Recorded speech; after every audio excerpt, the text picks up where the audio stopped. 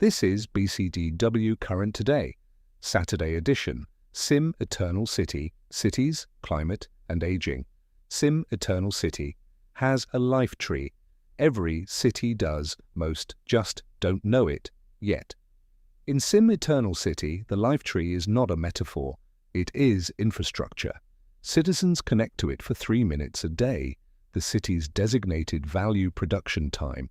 They record memories, deposit wisdom, share accumulated experience with the mainland, the skills of a retired engineer, the recipes of a 90-year-old cook, the institutional memory of a woman who ran a school district for 30 years.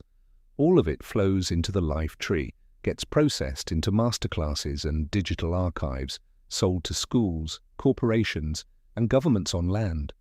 The revenue comes back to residents as a knowledge dividend. The life tree is Sim Eternal City's central landmark, and it earns. But here is the question the life tree raises for every city that already exists on land. What is your landmark doing? Every city has a structure that functions as its public memory. Sometimes it is deliberate, an archive, a war memorial, a library. Sometimes it is accidental, a derelict factory that became a cultural center. A market that outlasted every redevelopment plan. A bridge that everyone agreed was too beautiful to tear down. The life tree asks a harder question, not just what do we remember, but what do we do with what we remember? Sim Eternal City turns memory into a circular economy. Most city landmarks don't do any of that. They hold space, they mark history, they attract tourists. Very few of them ask their oldest residents to produce anything. What if the most valuable thing in your city wasn't a building? What if it was a person who's been here for 70 years?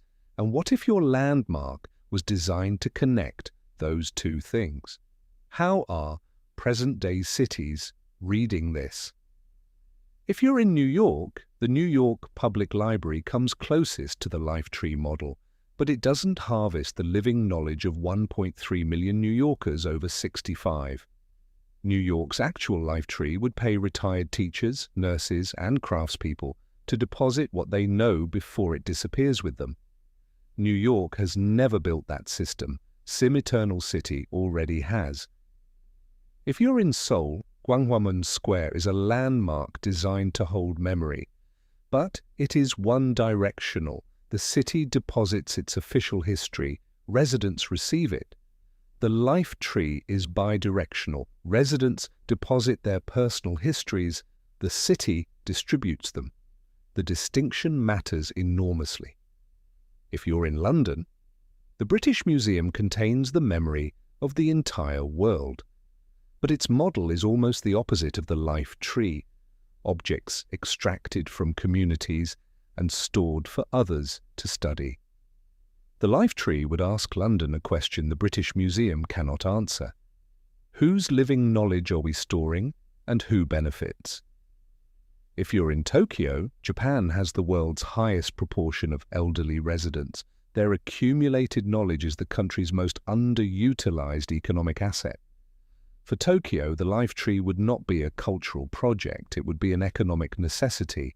If you're in Bogotá, the library parks, El Tintal, España, were built to say, your history counts, your knowledge matters. Bogotá understood that memory infrastructure is equity infrastructure. Sim Eternal City makes the same argument from a floating platform in the middle of the ocean. If you're in Amsterdam, the Netherlands pioneered time banking. Your accumulated experience is a form of currency. Some Dutch municipalities have applied it specifically to elderly residents. Amsterdam has begun to treat human time and experience as a form of civic capital. Sim Eternal City went further. It made it the whole economy. Sim Eternal City is a future city storytelling project exploring cities, climate and aging. Learn more at Sim Eternal City, http://simeternal.city. bcd-W Current Today is published daily by bcd-W Magazine, New York. Every day, one city, one story, many eyes. ABCDWXYZ, mail to ABCDWXYZ, bcd-W XYZ, HTTP bound bcd-W XYZ,